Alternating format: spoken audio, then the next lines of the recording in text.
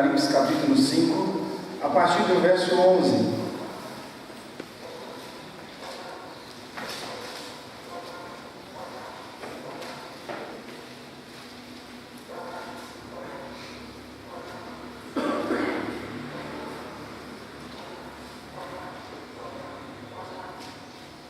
Diz assim: vi e ouvi uma voz de muitos anjos ao redor do trono, dos seres viventes e dos anciões, cujo número é milhares de milhares e milhões de milhões, proclamando em grande voz: digno é o Cordeiro que foi morto, de receber o poder e a riqueza e a sabedoria e a força e a honra e a glória e o louvor.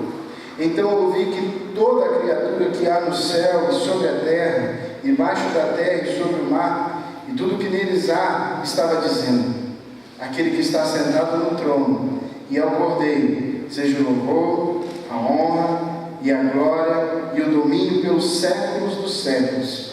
E os quatro seres viventes respondiam: amém. Também os anciãos prostraram-se e a adoraram. Eu já disse para vocês como eu gosto de filmes e filmes de ação. Eu gosto de adrenalina, embora eu não tenha coragem de fazer muita coisa, mas eu gosto de adrenalina. E eu me lembrei, ao preparar essa mensagem, eu me lembrei da infância, onde eu assistia filme no Plim Plim, para não falar o nome da emissora, para não gerar propaganda. Mas enfim, era no Plim Plim. E aí era a única forma de ver filme. Porque DVD ainda era muito caro. Videocassete, a gente não sabia o que é isso, né? Acho que é um palavrão, né? Mas enfim, chegou depois ainda. E ainda a oportunidade que tinha de ver era na segunda-feira, na tela frente. E aí, os filmes de ação, como todo filme, começa com o mocinho com a menina, e aí em um determinado ponto ele começa a apanhar, ele começa a apanhar de todo mundo, e aí a adrenalina lá em cima, você já quase pega a arma e pula lá dentro da televisão querendo lutar junto com o mocinho, né? Você já está ansioso querendo entrar lá dentro, e aí o filme vai meia-noite, 1h da manhã, no outro dia você tem que acordar cedo, ir para a escola, trabalhar, mas ficava vidrado, olhando aqui.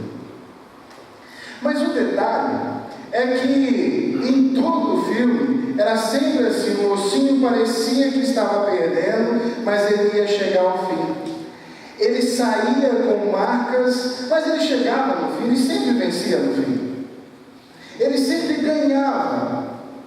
Por mais que sofresse, por mais que doesse, ele sempre ganhava. O texto que nós lemos vai demonstrar um Cristo já na sua glória, um Cristo soberano, um Cristo sobre todos, um Cristo sobre todos os reis da terra, mas um Cristo que nos ama, um Cristo que por amor a nós se deu e se sujeitou a ser humilde e vir a essa terra por amor a nós e nos estabelecer no seu reino. Apocalipse vai nos demonstrar que Cristo veio ao mundo e pelo seu sangue nos libertou do pecado. Apocalipse vai demonstrar também que Cristo, pelo seu sangue, nos libertou do pecado e nos constituiu cidadãos do seu reino. Que Ele é Rei soberano. Apocalipse vai demonstrar que Cristo virá outra vez. Não como homem, não simplesmente para fazer uma obra de novo, de um sacrificial, mas virá como glorificado, virá para arrebatar a sua igreja, virá para levar os seus. Apocalipse vai demonstrar que esse Cristo é o início de todas as coisas. Sem Ele, nada do que foi feito se fez. Ele está presente em todas as coisas, desde a criação do mundo, Ele está presente. Mas Ele também é o fim. Todas as coisas convergem nele, até que virá um dia em que Deus vai virar para o seu filho e vai dizer: vai e busca os meus filhos. Ele começa, mas ele também é o ponto final. Ele é o Cristo Todo-Poderoso. Ele é o começo, ele é o fim, porque não há ninguém mais forte do que ele, não há ninguém mais capaz do que ele. Apocalipse também vai demonstrar que esse Cristo que é o início, é o fim, que é poderoso, é o Cristo também que tem nas mãos a chave da morte. É o Cristo que pode prender a morte. É o Cristo que pode anular a atuação da morte. É o Cristo também que tem nas mãos a chave do inferno. E João escreve essas cartas, iluminado por Deus, através de visão, para escrever, a destinar às igrejas, para dizer às igrejas e demonstrar que a fé que nós temos vai convergir em um Cristo soberano, poderoso sobre todos, que veio estabelecer o seu reino. Irmãos, a série de mensagem deste mês vai dizer e vai revelar e vai demonstrar a nós o Deus que veio até nós, o Cristo que se revelou a nós. E hoje o tema da nossa mensagem é o Deus forte e o seu reino eterno, o Rei eterno de Cristo. Este texto nos ensina que Cristo estabeleceu o reino que não se abalará. Cristo veio estabelecer um reino que ninguém e não tem força nenhuma que possa ameaçá-lo e botá-lo abaixo. Esse reino é eterno porque, primeiro, só Cristo tem as atribuições cabíveis, capazes de estabelecer um reino eterno. Só Cristo reúne as condições de estabelecer um reino que ninguém pode abalar.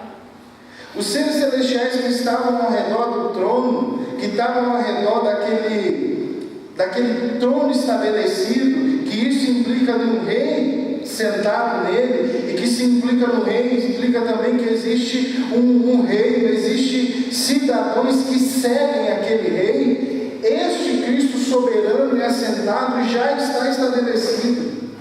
Um reino que não começa simplesmente no nascimento de Cristo, mas um reino que começa na criação do mundo. Um Cristo que decidiu vir, morrer por nós, existir por nós e nos elegeu antes mesmo da fundação do mundo. Nos escolheu para ser cidadão deste reino antes mesmo da nossa vida vir à existência. Deus que escolheu na eternidade a nós e estabeleceu o seu reino, nada e ninguém pode abalar. Não é um reino pequeno, não é um reino com poucas pessoas e no seu início. A referência do verso 11 diz que é milhões de milhões. E milhares de milhares. É um número incontável. E o detalhe é que esses seres são anjos, são seres celestiais. Nem se soma ainda a sua criação, nem se soma ainda os homens, nem se soma ainda a criação de Deus, a raça humana.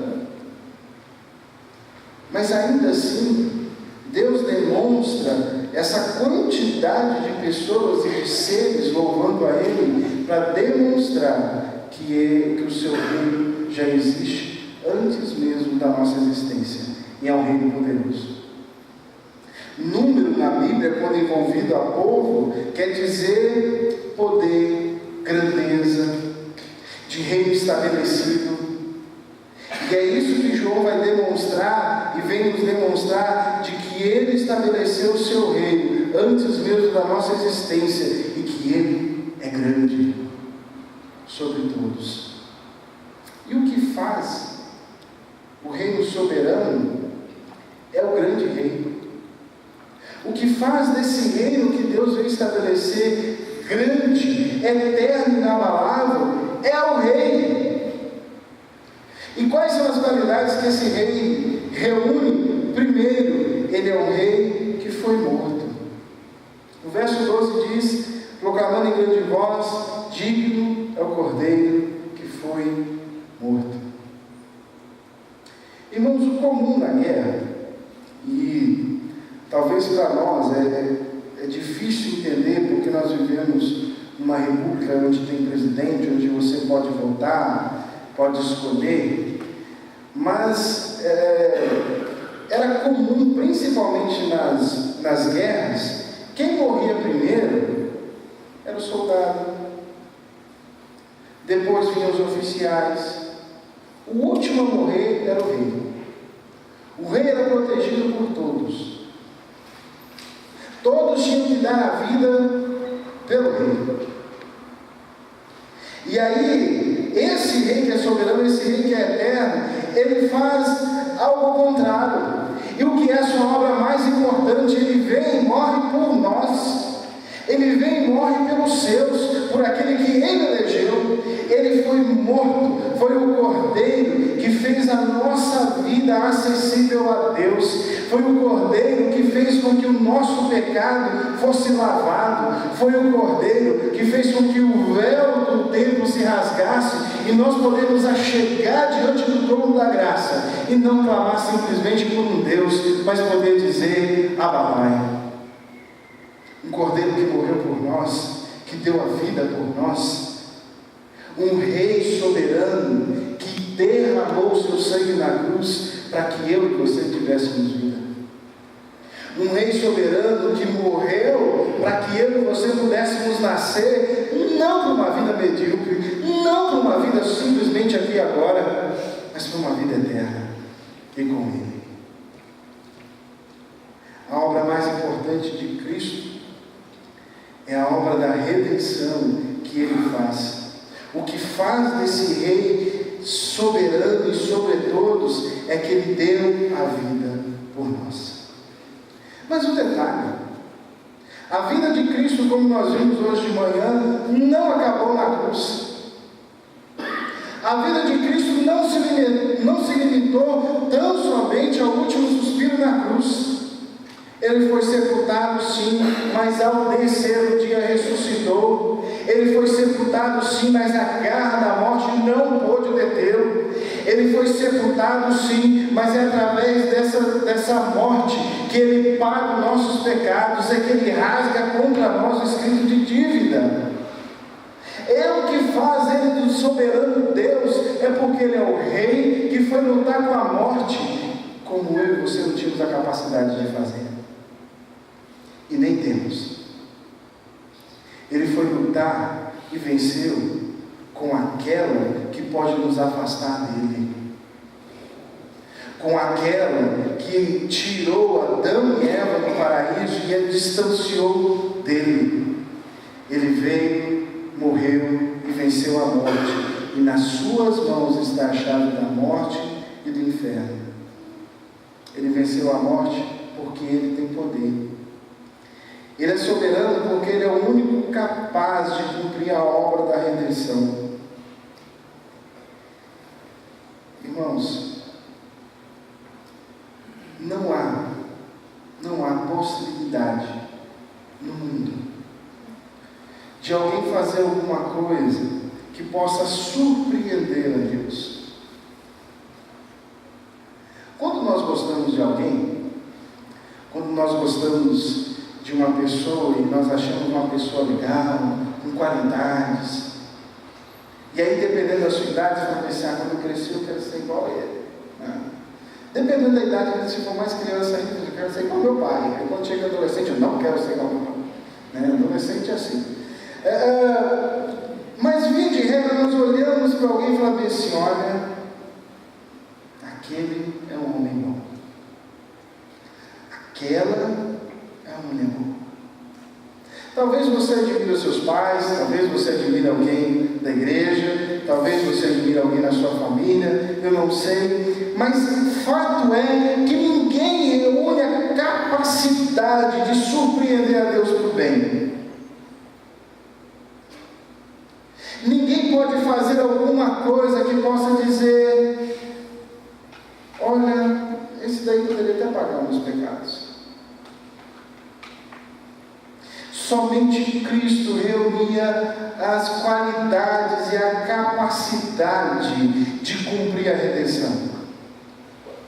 É por isso que em Gênesis 3,15, Deus nos traz a esperança e demonstra que é necessário nascer alguém do ventre da mulher, um Deus soberano que virá, vai pisar na cabeça da serpente e vai nos libertar. E a esse Deus soberano, a Ele seja todos os valores deste mundo. A esse Deus que comprou a vida, que resgatou a nossa vida do pecado, que resgatou a nossa vida da morte, que tirou o nosso destino cruel, que no final da estrada era uma morte, a este Deus que comprou não por prata, não por ouro, mas pelo seu sangue. A Ele, tudo o que há no mundo de valor seja oferecido, porque nem assim é capaz de pagar. É por isso que João está dizendo, está nos lembrando, e os seus também estão dizendo, ao cordeiro que foi morto, é digno de receber poder e riqueza, porque ele é tão poderoso, que tudo que há neste mundo é incapaz de pagar a obra que ele fez por nós, que é a redenção. O reconciliar de novo com Deus, o reconciliar de novo com o nosso Pai, de dar sentido de novo à nossa vida, de ver aonde as trevas reinavam, ver a sua gloriosa luz brilhando. Acordar de manhã, não porque você tem um bom emprego, acordar de manhã não simplesmente porque o despertador chama, mas acordar de manhã porque sabemos que temos um Deus. Acordar de manhã porque sabemos que a nossa vida não é simplesmente uma coincidência, uma obra do acaso, porque os planetas se alinharam, não, mas porque existe um Deus soberano que redimiu a nossa vida e que nós caminhamos para a glória eterna com Ele. A esse Deus seja todas as riquezas. A esse Deus eu enfio a mão no bolso e entrego a Ele tudo que eu tenho, porque eu percebo que se eu não tenho a vida com Cristo, eu não tenho nada mais. E aí eu te pergunto, meu irmão, se hoje você não chegar em casa, se hoje a morte ao teu lado andar, quem você vai ver depois que você abrir os olhos? Com quem você vai estar? Em que reino você vai se apresentar quando os teus olhos não mais abrirem para a vida? No reino do Cordeiro, daquele que está sentado no trono. A esse Cordeiro, seja a riqueza, mas a esse Cordeiro também, o que faz dele soberano sobre tudo e sobre todos, é porque ele é sábio. Irmãos, a grande procura dos homens, a grande procura dos ditos intelectuais da nossa época, é tentar a todo custo dar um sentido para a vida. É tentar a todo momento dar alguma explicação para a vida. Porque é loucura demais acreditar simplesmente no Deus que se revelou a nós, um Deus que criou. É loucura demais acreditar que um Deus soberano vai nascer, vai viver como criança, vai crescer, vai pregar o Evangelho, mas além disso ele vai ser rejeitado pelos seus. Um Deus que vai ser cuspido, um Deus que vai apanhar. Os homens tentam dar sentido à vida em todo e qualquer lugar, menos no próprio Cristo. Mas verdade é que todas essas filosofias passam, irmãos. Todas elas vão embora. A única coisa que se mantém desde a eternidade e agora e até a eternidade é o reino soberano de Deus, é o bom conselho de Deus, é o Deus maravilhoso que se revela a nós, é o Deus que nos conduz para uma vida gloriosa, é Ele quem dá sentido à vida, é Ele que te faz acordar alegre e ter paz, mesmo em meio às lutas. Mesmo em meio às lutas. É o Deus que te dá conselho, não fazendo uma noção do que vai ser, não fazendo uma noção do que vai acontecer, não te dá conselho como se fosse uma possibilidade, mas é um Deus que sabe da história da sua vida, porque Ele a fez. E o que Ele quer é fazer de você feliz. É um cordeiro que fez a sua obra com excelência. É um cordeiro forte, porque só Ele pode e só Ele fez romper os agrilhões da morte. Ninguém mais podia. Há um ditado lá no Espírito Santo, não sei se os irmãos conhecem, que diz assim, que tem jeito para tudo. Só não tem jeito para a morte. Morreu, acabou. Glória a Deus, porque não é assim na vida daqueles que foram revelados. A graça de Deus. Morreu é o início da eternidade. Morreu é o princípio de uma felicidade eterna. Morreu é a certeza que nós estaremos na presença do grande e maravilhoso Deus que criou a nossa vida. Isso é que dá sentido à vida. Por isso, a esse Deus seja todo o reconhecimento, a Ele seja toda a honra, a Ele seja toda a glória, e a Ele seja o nosso louvor, porque Ele é poderoso, Ele é sábio, Ele é forte, Ele é soberano. A Deus seja o nosso louvor. É essa visão que o diácono Estevão tem, em Atos capítulo 7, o verso 55. É que mesmo em meio às dificuldades da vida, mesmo pedra chegando, irmãos, imagine a cena. Ser apedrejado e olhar para o céu e ver Cristo na glória. Enquanto você olha, as pedras caem.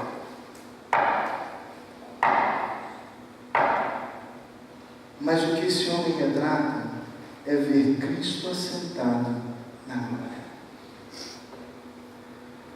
O próprio Jesus, Ele nos revela de que a sua autoridade não foi concedida por homens, a sua autoridade não foi concedida tão simplesmente no céu, mas a sua autoridade também foi concedida na terra. Mateus 28, verso 18, Jesus fala a eles dizendo: toda a autoridade me foi dada no céu e na terra. Meu irmão, quero te lembrar que todos os reis passam. Elizabeth está demorando, é verdade, mas vai passar. Vai passar. Fernando Henrique passou, o pessoal da ditadura passou, Dilma vai passar. Todos os reis passam. Só o nosso Deus subsiste para sempre. Só o Rei eterno, só o Cristo subsiste para sempre. Nada, ninguém pode mudar isso. O reino eterno de Jesus é eterno porque Ele vence a morte. Porque a morte não é simplesmente o fim, mas é o encontro com Deus. É o início, não de uma felicidade parcial, mas completa e eterna com Ele. E este reino é chegado a nós.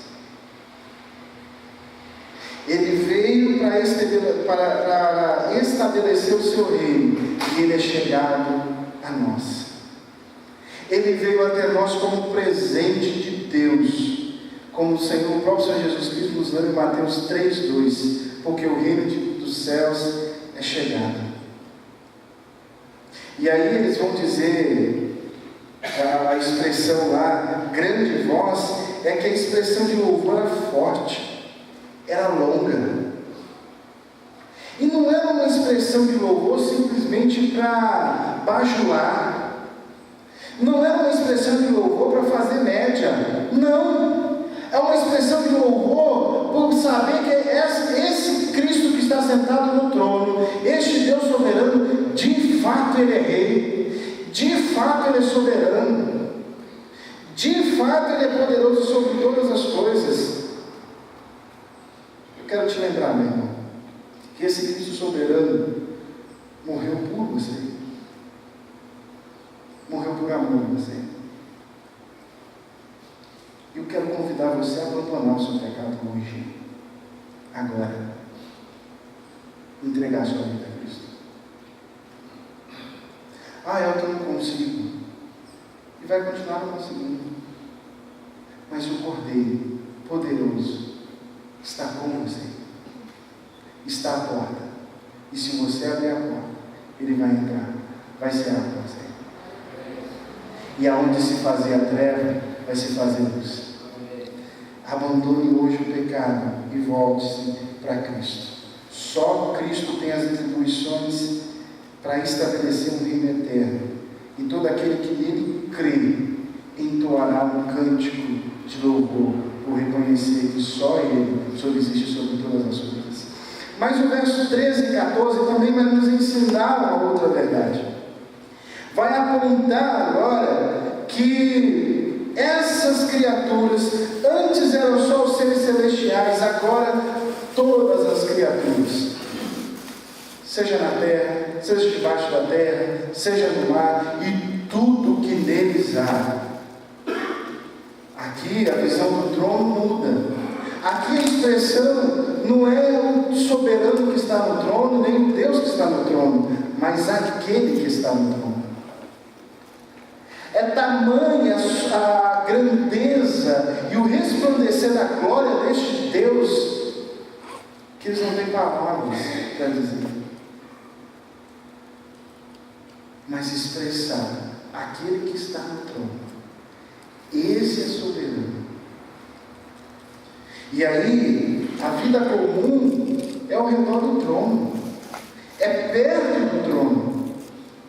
Aqui eles veem o que está no trono e são forçados pelas provas a reconhecer que Ele é Rei. Mas eles percebem também, não deixam de esquecer ao que está sentado e ao Cordeiro, ao Pai e ao Filho. Porque sem Cristo é impossível nos achegarmos a Deus. Sem Cristo fazer a ponte entre os que estão perdidos na presença de Deus, é impossível nós nos achegarmos diante dele. Não podemos nos esquecer aqui, irmãos, que é o Cristo glorificado que estamos observando. É que agora todas as criaturas, tudo o que Ele fez, rende glórias, louvores e honra a este Deus glorificado, a este Deus que venceu, a este Deus soberano.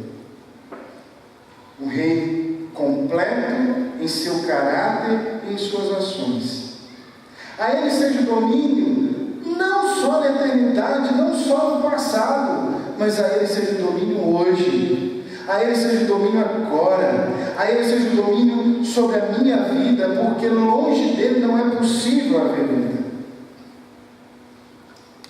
Paulo nos ensina assim, Filipenses 2, 9 a 11, Deus o exaltou sobremaneira, Ele deu o nome que está acima de todo nome, para que ao nome de Jesus se dobre todo o joelho, no céu, na terra e debaixo da terra, e toda a língua confesse que Jesus Cristo é o Senhor, para a glória de Deus Pai. Aqui, todo joelho se dobra. Toda a criação agora redimida está diante do trono, reconhecendo a sua grandiosidade. Irmãos, é um coro que desafia a nossa imaginação. Eu não sei quem gosta de coral aqui, mas imagine um coral, sei lá, com 300 pessoas. Tá bom, sabe? Dá para fazer um barulho, não dá? Agora imagine milhares de milhares, mais milhões de milhões de seres celestiais, somado a tudo que há na terra, nos céus. Outro dia, a gente saiu, e Sidney falou assim: mas como São Paulo tem gente, né? Você passa na 25 de março, o trânsito está agarrado, porque tem muita gente. Você vai no shopping, tem gente espurrando tudo quanto é canto. Você sai do shopping para casa, tem trânsito porque tem gente. Agora, lembre-se que não só é a cidade de São Paulo, mas é Belo Horizonte, é Rio de Janeiro, é Salvador, é Serra, que Serra vai estar lá também. Irmãos, todos glorificando a esse Cristo que deixou de revelar-se em parte, mas agora revelou-se totalmente. É um coro que desafia a nossa imaginação e, sinceramente, não dá para perceber. E sabe qual é a lição aqui? E aí eu quero dizer para você que, porventura, ainda não entregou a sua vida a Cristo, você que porventura não crê ainda no Deus soberano, eu quero te dizer que mesmo assim Deus existe. Eu quero te dizer que mesmo assim Deus existe sobre a sua vida, quer você aceite, quer não. Fé não traz Deus à existência, fé nos faz enxergar que existe um Deus soberano.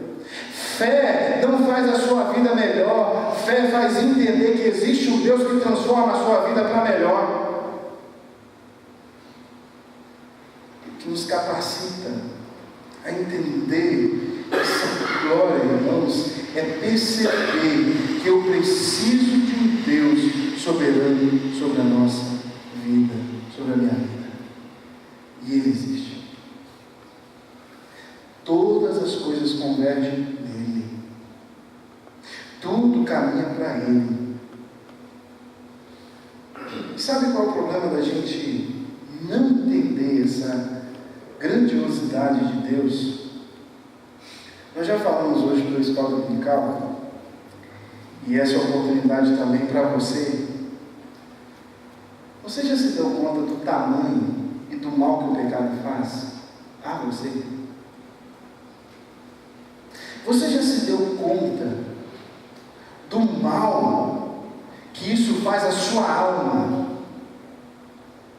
Você já se deu conta de que o salário do pecado é a morte? Você já se deu conta de que se o pecado reinar na sua vida, você não vai sentir prazer pelas coisas de Deus? Você já se deu conta de que se você não abandonar o pecado e resolver entregar-se a Deus, hoje e agora, você está preso nessas garras? E que o resultado, a consequência disso é morte?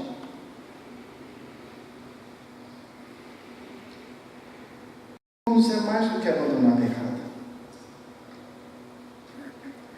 Eu não sei se você lembra, quando o Senhor Jesus conta uma parábola para os seus discípulos, e ele vira para eles e fala assim: olha, a estratégia de Satanás é a seguinte: quando ele está numa casa, ele deixa essa casa, e aí o dono dessa casa vai e arruma essa casa, limpa o chão. E aí eu estou aqui trazendo para os nossos dias, tá, irmãos? Limpa o chão, põe flores, as mulheres que gostam de botar paninho na mesa. E aí o diabo retorna e encontra a casa arrumada, cheirosa e ornamentada. E aí Jesus falou para eles assim: mas só que o diabo volta, retorna e entra nesta casa e chama mais outro espírito, deixando o estado desta casa pior do que era antes.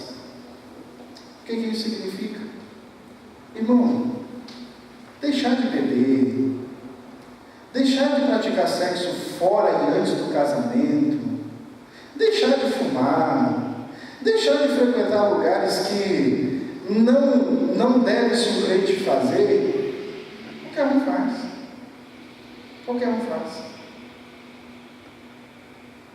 Mas deixar de fazer isso, porque Cristo requer de nós uma vida santa. Deixar de fazer isso, porque quem reina em nós não é um nada, não é simplesmente uma dieta que o médico passou para mim, dizendo que eu tenho que cuidar do meu corpo, mas é porque eu reconheço que o meu corpo, eu também vou apresentar a Deus para a glória de Deus. É só para aqueles que têm fé. Deixar de fazer essas coisas para mudar de vida, não simplesmente porque isso está fazendo mal ao meu corpo, mas porque Cristo requer de mim. E nisso há felicidade, e nisso há paz, e nisso há sentido. Essa é a diferença daqueles que percebem o mal que o pecado faz, que não conseguem vencê-lo sozinho e que precisa da presença de Deus. Que a sua casa pode estar vazia e falando assim: não, mas eu não apronto nada. Mas se Cristo não for o Senhor, não for o Deus da sua vida, você continua perdido. Meu irmão, não existe quase salvo. Esquece disso. Ou você é salvo, ou você está em Cristo, ou não. Eu não sei se você já ouviu a historinha do muro. Uma pessoa estava andando em cima do muro, eu ia andar em cima do muro aqui, não vou inventar não, depois eu caio. Mas uma pessoa estava andando em cima do muro, e aí, é uma história, viu, irmãos? Jesus estava do lado, e chamando essa pessoa: vem para cá, e insistindo. E a pessoa em cima do muro. E o diabo do outro lado, tranquilo. E Jesus está chamando, e a pessoa parou, olhou. E o diabo falou assim: por que Jesus está me chamando e você me chama?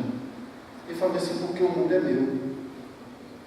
A indecisão, o adiar, hoje não, hoje eu não entrego, talvez, quem sabe. Meu irmão, toma uma decisão hoje, porque você não sabe se você tem um amanhã. Decida-se agora. Entenda que sem a graça de Deus sobre a sua vida, que sem Jesus reinar sobre você, você é qualquer coisa menos cidadão do reino, menos servo de Cristo. Só Jesus, irmãos, tem a força que é capaz de colocar para fora e abater os opressores da nossa alma, aqueles que nos roubam a alegria. E só Ele tem a capacidade de protegê-lo. Só Ele. Não troque o reino de Deus por prazeres momentâneos. Não troque. O sexo ilícito pode dar prazer? Pode. Mas é momentâneo. Passa. E o resultado dele, a longo prazo, é triste. Roubar pode te trazer algum benefício sem ninguém descobrir? Pode. Mas um dia alguém te pega. E a sua fama vai pro buraco. Decida-se hoje em reconhecer esse Cristo soberano. O reino eterno de Cristo é eterno porque só Ele reúne as atribuições necessárias para estabelecer esse reino. O reino eterno de Cristo é digno de todo louvor, porque Ele é poderoso, Ele é soberano. A Ele seja o domínio, não só hoje, não só agora, mas pelos séculos dos séculos. A Ele seja o louvor, a Ele seja a honra, a Ele seja a glória. mocinho no início, o mocinho apanha. E a grande verdade é que eles tentam mostrar para a gente que o mocinho não queria apanhar. Ele não queria passar pelas derrotas pequenas. O que isso tem a ver com a nossa mensagem? Não pense em você que o Cristo que foi pregado numa cruz, morto, ele não quis sofrer. Não. É verdade sim que ele estava com medo, o homem. É verdade sim que ele pediu ao Pai que, se fosse possível, passasse dele esse cálice. Mas ele pede: seja feita a tua vontade. Por saber que a vontade de Deus é levar os seus amados para o seu reino. E o meio disso acontecer é pela morte do Cordeiro. Ele não foi derrotado, muito pelo contrário. Na cruz, Cristo estava vencendo, irmãos. A via dolorosa de Cristo, Cristo estava vencendo. Vencendo por nós. E estabelecendo o seu reino em nós. O texto seguinte vai dizer sobre aquele que era o único capaz de tinha um livro, que tinha o nome dos escritos, eleitos, e ninguém podia abrir, e só o Cordeiro podia. E aí a visão para João é para exaltar e lembrar desse Cristo que é poderoso, que morreu, que é capaz de fazer. Mas também o texto antes vai encaixar, o texto antes vai trazer sobre as cartas à igreja, encaixando num local perfeito, irmãos, para nos lembrar que em meio a tribulações, e João vai dizer isso no capítulo 1, que olha, irmãos, eu sou irmão de vocês de tribulações, de problemas na vida que nós temos. Mas nós temos que lembrar, irmãos, nós caminhamos para um encontro com Deus. Nós caminhamos para o Cristo glorificado. Nós caminhamos para nos encontrar com o Cristo soberano sobre todos.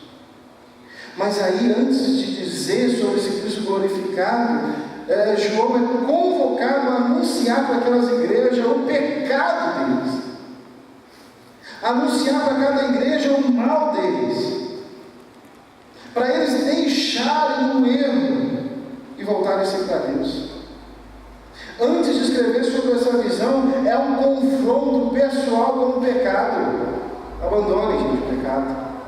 É isso que João está dizendo para a igreja, e isso serve para nós hoje também.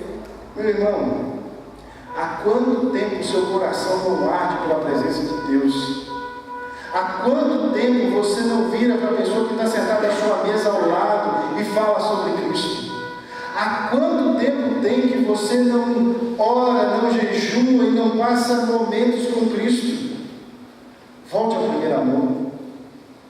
Volte ao dia com aquele Cristo que você encontrou no seu caminho e que você descobriu que Ele é o único Senhor. Volta de novo a Ele. Faça o seu coração de novo pulsar por Cristo. Isso só é possível lembrando aonde você caiu, aonde é que está o erro. Para ver o Cristo glorificado, nós devemos deixar de agir como agimos do diabo e parecer cada vez mais como cristãos, como Cristo. Meu irmão, quais são as palavras que saem da sua boca? São dignas de um crente?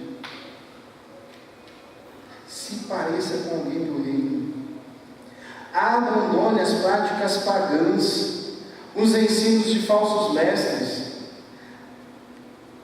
Deixe de andar em caminhos inimigos e decida andar com Cristo em fervor.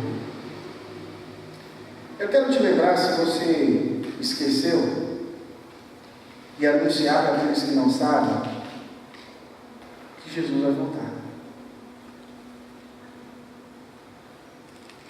E pode ser depois do amém, aqui hoje, pode ser de madrugada, pode ser segunda noite, pode ser sexta-feira, não sei. E o próprio Cristo também não sabe. E Ele não vai mandar um WhatsApp para você.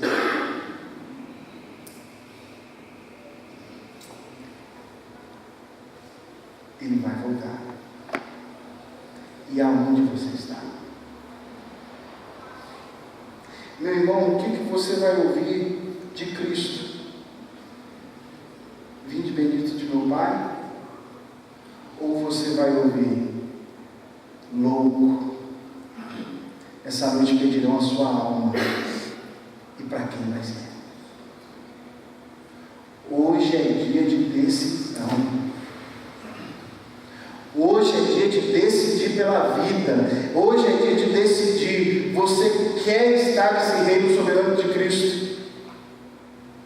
Ele já estabeleceu o seu reino. Hoje nós vemos o seu reino em parte, mas haverá um grande e glorioso dia em que nós, aqueles que foram eleitos por Deus, aqueles que creem que Jesus Cristo é Senhor e Salvador da vida, estará nesse grande coral, com alegria no coração, clamando: digno é o Cordeiro de receber toda a honra e toda a glória. Hoje é dia de decisão. Eu quero convidar você a entregar sua vida a Cristo, a esse Rei soberano. Curva a sua cabeça. Você não precisa levantar sua mão. Você não precisa ficar de pé. Para entregar a sua vida a Cristo, basta simplesmente você crer e dizer: Jesus, eu te quero como Senhor e Rei da minha vida. Eu quero, Deus, estar nesse grande coral. Apresente a sua vida a Ele. E saiba, meu irmão, saiba que Ele pode dar sentido à sua vida. Se você acha que é feliz, meu irmão, aqueles que estão com Cristo são abundantemente mais felizes em meio às lutas.